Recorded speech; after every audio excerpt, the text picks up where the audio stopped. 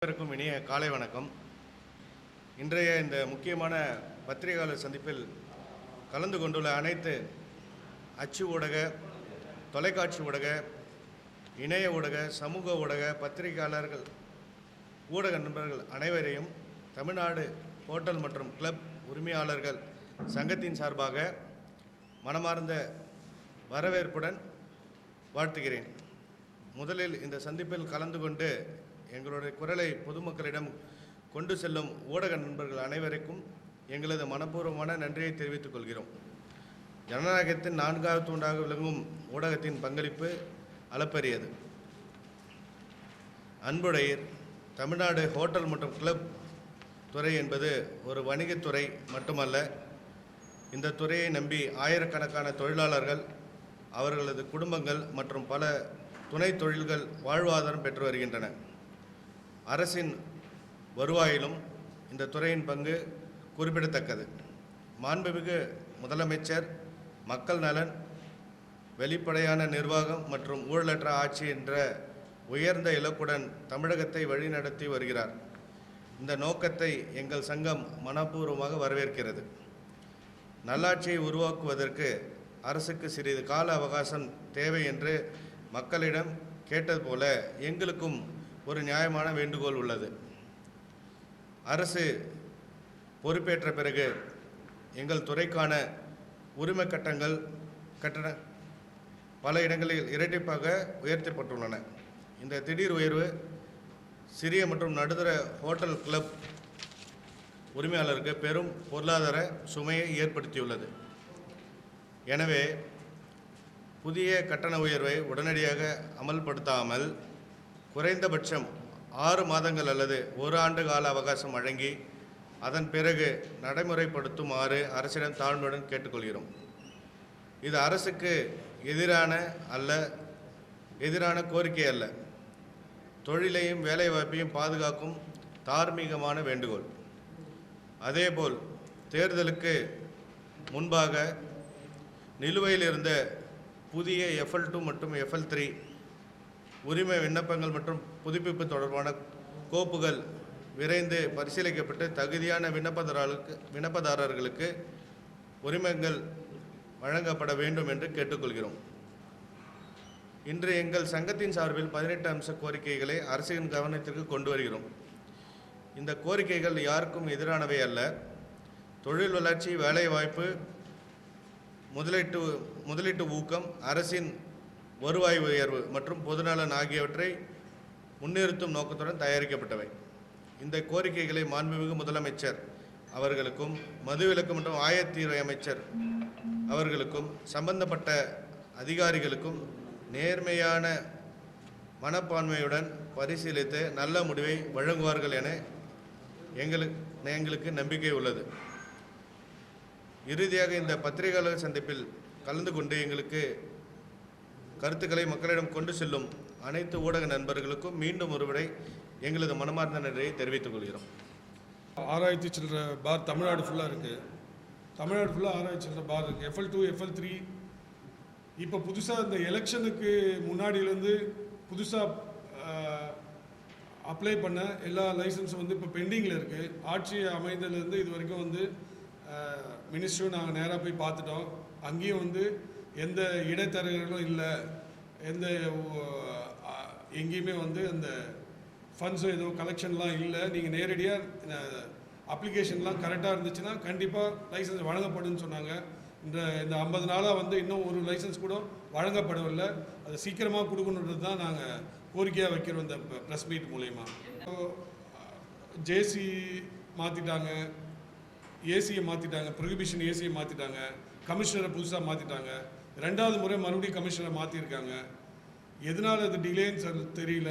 FL2 வந்து இன்னும் பரிசீலிக்கப்படலை, அது அரசு கொள்கை முடிவு இன்னும் எடுக்கப்படலை, எட்டப்படவில்லைன்னு சொல்லிட்டு இருக்காங்க.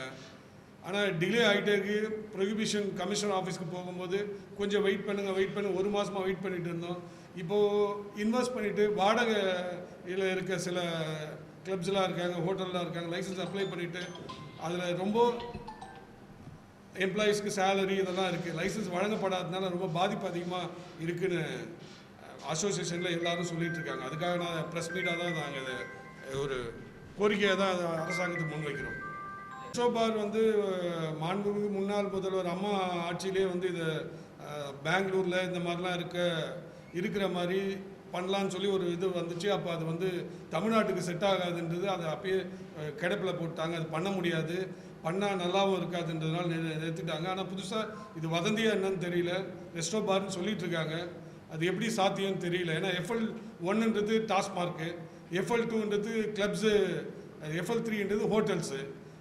அதை ஜியோலாம் பாஸ் பண்ணி என்ன FL1ஆ FL2ஆ FL3ஆ எப்படி கொண்டு வர போகிறாங்கன்னு ரெஸ்டோ பார்க்கு என்னன்னு தெரியல. அது 15 லட்ச ரூபா இருந்துச்சு. இப்போ அப்படியே 30 லட்சமாக ஆட்சி வந்தோடனே 30 லட்ச ரூபாவை மாற்றிட்டாங்க. இப்போது அதுதான் நாங்கள் கேட்குறோம்.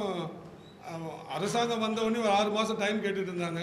ஆனால் எங்களுக்கு வந்து எந்த டைமும் இல்லை. நாங்கள் வந்து ஒரு வருடத்துக்கான ஃபீஸை முன்னாடியே கட்டணும். அது முன்னாடியே கட்டியாச்சு, 15 லட்ச ரூபாய் கட்டியாச்சு.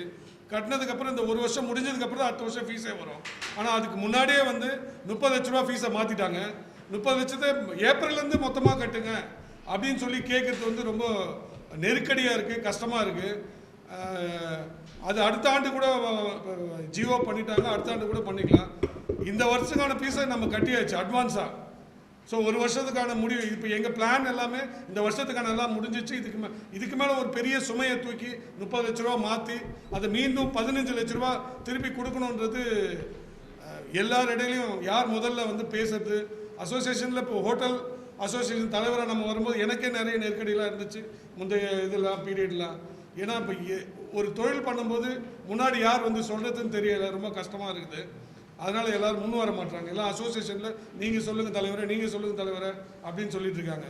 அதனால் இந்த ப்ரெஸ் மீட்டில் வந்து நாங்கள் முதல்வரை வேண்டி கேட்டுக்கிறதெல்லாம் இந்த ஜியோ வந்து வந்ததுக்கப்புறம் போட்டதை அடுத்த ஆண்டு வரைக்கும் எங்களுக்கு ஒரு 6 மாத காலம் அவகாசம் கொடுத்தா நல்லாயிருக்கும்னு கேட்டுக்கிறோம். வில்லேஜ் ஃபீஸ் வந்து உயர்வுன்ட்டு கவர்மெண்ட்டோட பாலிசிஸ் நம்ம எதுவும் தலையிட முடியாது. அவங்க உயர்வு ஏற்றிட்டாங்க. ஏன்னா அது வந்து பார்ட்டி ஃபண்டு, அன்வான்டாக கிளப்ஸு இருக்குது. அது அரசாங்கத்துக்கு நேரடியாக வரணுன்ற நல்ல நோக்கம் அப்படின்னு நினச்சிட்டு பண்ணுறாங்க. ஆனால் அது ஒழுங்காக நடக்கிற, முறையாக நடக்கிற cosmopolitan, presidency, SVS club, Andhra club, இந்த மாதிரி தமிழ்நாடு ஃபுல்லாக இருக்க உண்மையாக நடக்கிற கிளப்புக்கெலாம் வந்து பெரிய பாதிப்பு. அது சில இடத்துல வந்து நார்த்தில், சவுத்தில் இந்த மாதிரி வந்து சில இடத்துல வந்து ஷீட் போட்டு இது போட்டு டாஸ்மாக் மாதிரி நடத்த பாரையும் FL2வையும் ஒன்றா கம்பேர் பண்ணி இந்த ஆர்டரை எடுத்துட்டாங்கன்னு நாங்கள் நினைக்கிறோம். இப்போது மாண்புமிகு அமைச்சர் ஆனந்த் அண்ணனை பார்க்க போகும்போது கூட வந்து எல்லாரும் வராங்க, ஃபோட்டோ எடுக்கிறாங்க. இந்த இடைத்தரகர்லாம் இந்த ஆட்சியில் கிடையாது. இந்த மாதிரி நாங்களும் இந்த அசோசியேஷனில் நாங்கள் இடைத்தரகர் வேலை எப்பயுமே பண்ணது. ஏன்னா இந்த அசோசியேஷன் வந்து தமிழ்நாடு முழுக்க இருக்க எல்லாருடைய, நாங்கள் சென்னையில் இருக்கோம், தமிழ்நாட்டில் எந்த கோரிக்கை இருந்தாலும் நேரடியாக பக்கத்துலேயே இருக்கோம். நாங்கள் டி நகரில் நேரடியாக வந்து ப்ரொஹிபிஷன் ஆஃபீஸை அணுக முடியும். அதனால் இந்த அசோசியேஷன் வந்து ஹோட்டலுக்கும் கிளப்புக்கும் ஒரு நல்ல அரசாங்கத்துக்கும் ஒரு பிரிட்ஜாக தான் நாங்கள் இருக்குமே தவிர இடைத்தரகர்கள் இருக்கக்கூடாதுன்றதுக்காக தான் இந்த அசோசியேஷனே ஆரம்பித்தோம். இந்த அசோசியேஷன் நல்லபடியாக போயிட்டுருக்கு, எல்லோரும் ஃபுல்லாக சப்போர்ட் பண்ணிகிட்ருக்காங்க. ஸோ இடைத்தரகர்கள் இல்லை. இப்போ இதை தான் வந்து ஆனந்த் அண்ணன் சொன்னார், யார் பக்கத்தில் ஃபோட்டோ எடுத்தாலும் இது பண்ணாலும் யாரையும் நம்ப தேவையில்லை. இந்த அரசாங்கம் எந்த லஞ்ச லாவணையும் இல்லை, பணம் கொடுத்து ஆட்சிக்கு வரல, அதனால் பணமும் கேட்கல அவங்க. அது ரொம்ப சந்தோஷமாக இருக்குது, வரவேற்கத்தக்கதாக இருக்குது. அதனால் வந்து ஆனால் பணம் கேட்கலன்றதுக்காக வேலை லேட் ஆகாமல் விரைவாக நடக்கணுன்றது தான் இந்த ப்ரெஸ் மீட்டு. இப்போ வந்து இப்போ ஆல்ரெடி மெயிலில் அப்பாயின்மெண்ட் கேட்டிருக்கோம். நாங்கள் ஒரு 15 நாளுக்கு முன்னாடியே வந்து போய் பார்த்துட்டு மேடம் CM ஆஃபீஸ்க்கு லக்ஷ்மி மேடம் போய் பார்த்துட்டு வந்து அவங்க மெயிலில் அனுப்ப சொல்லியிருக்காங்க. இது மாதிரி நிறைய அசோசியேஷன் கொடுத்துருக்காங்க, உங்களுக்கு கண்டிப்பாக அப்பாயின்மெண்ட் கிடைக்கும் அப்படின்னு சொல்லியிருக்காங்க. இது வாயிலாக முதலமைச்சருக்கு எங்களுக்கு ஒரு அப்பாயின்மெண்ட் கொடுக்கணும்னு கேட்டுக்கிறோம். நாங்கள் எங்கள் அசோசியேஷன் சார்பாக லைசன்ஸ் மாதிரி ஃபீஸை வந்து இன்க்ரீஸ் பண்ணிட்டாங்க. இப்போ பேலன்ஸ் பணத்தை கட்டியே ஆகணும் அப்படின்ற மாதிரி ஒரு நிர்பந்தம் வைக்கிறாங்க. இப்போ FL2வில் வந்து மீதி 30 லட்ச ரூபா போட்டிருக்காங்க அந்த ஃபீஸை, மீதி 15 லட்ச ரூபா இப்போ ஆகஸ்ட்டுக்குள்ளே கட்டணும்னு சொல்லி நெருக்கடி கொடுக்குறாங்க. கட்டி அதுதான் ஃபீஸு. ஏப்ரல் மார்ச் வரைக்கும் ஃபீஸ் கட்டுறோம், பிப்ரவரி அண்ட் மார்ச் எண்டோட ஃபீஸ் கட்டியாச்சு 15 லட்சம். கட்டி முடிச்சதுக்கப்புறம் இப்போ தான் ஜியோ பாஸ் பண்ணுறாங்க. ஜூன் மாதம் 30 லட்சமாக மாற்றினாங்க, டபுள் ஆகிட்டாங்க. அந்த 15 லட்சத்தை வந்து ஏப்ரல்லேருந்து கட்டுங்கன்னு சொல்கிறாங்க. இப்போ ஜியோ பண்ணி இன்னையிலேருந்து கட்டுங்கன்னு சொல்லி ஏதாவது கேட்டுருந்தா பரவாயில்ல. ஏப்ரல்லேருந்து அந்த 6 மாதத்துக்கு சேர்த்து மொத்தமாக மீதி இருக்க 15 லட்சத்தை கட்டுங்கன்னு சொல்கிறாங்க. லட்சமாக உயர்த்தியிருக்காங்க. இதுக்கு முன்னாடி 2 இதுவாக தான் இருந்தது. ஆமாம், 1 lakhs ஒன்று, 15 lakhs ஒன்று, 2 ஃபீஸாக இருந்தது. இப்போ இவங்க வந்து 30 lakhs, 25 lakhs, 20, 15, 10ன்னு மாற்றிருக்காங்க. அந்த 10ன்றது அவுட் ஆஃப் சிட்டி அந்த மாதிரி வரும். அப்போ முனிசிபல்னும் போது 2 விதமாக பிரிக்கிறாங்க, மக்கள் தொகைக்கு தகுந்த மாதிரி பிரிக்கிறாங்க.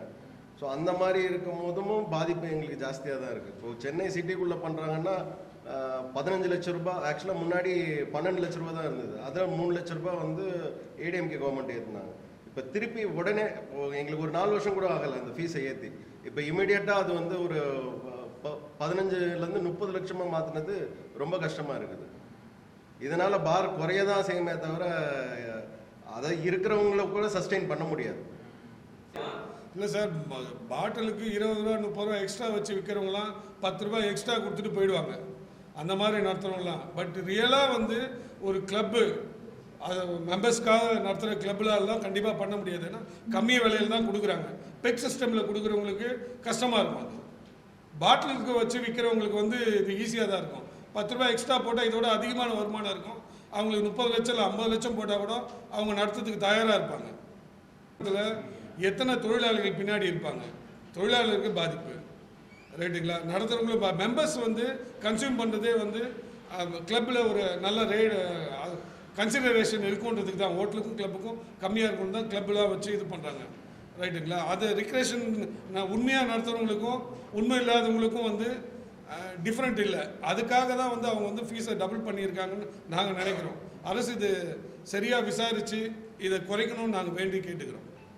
நமக்கு டைரெக்டாக தெரியாது இல்லை, 1 to 1 இவங்க வந்து லைசன்ஸ் பண்ணி தரதுக்காக அவங்ககிட்ட எவ்வளோ வாங்குறாங்க, என்ன பண்ணுறாங்கன்றது நமக்கு ஃபீஸ் மட்டும்தான் நம்ம பே பண்ணுறது. அஸ் அ கிளைண்ட்டாக வந்து பே பண்ணுறது கவர்மெண்ட் ஃபீஸ் மட்டும். ஸோ ஹைதராபாத், பெங்களூர்லாம் எடுத்துக்கிட்டிங்கன்னா அவங்களோட லைசன்ஸ் சிஸ்டமே ரொம்ப ஈஸி. இப்போ ஒன்றும் இல்லை, பாண்டிச்சேரி நம்ம பக்கத்தில் இருக்கிற ஸ்டேட் எடுத்துக்கிட்டிங்கன்னா அங்கே போய்ட்டு உங்களுக்கு ஒரு பார் வந்து ஓப்பன் பண்ணணும்னா ரொம்ப ஈஸி. இப்போ நம்ம தமிழ்நாடை பொறுத்த வரைக்கும் பார்த்தீங்கன்னா கிட்டத்தட்ட ஒரு 20 லைசன்ஸ் எடுக்கணும். அந்த 20 லைசன்ஸோட ப்ராசஸிங் டைம் அப்படின்னு பார்த்தீங்கன்னா கிட்டத்தட்ட 1.5லேருந்து 2 வருஷம். இப்போது ஒரு எக்ஸாம்பிள், நான் ஒரு ப்ரூஃப் நான் தரேன். நான் 2024 ஒருத்தங்க அப்ளை பண்ணுறாங்க.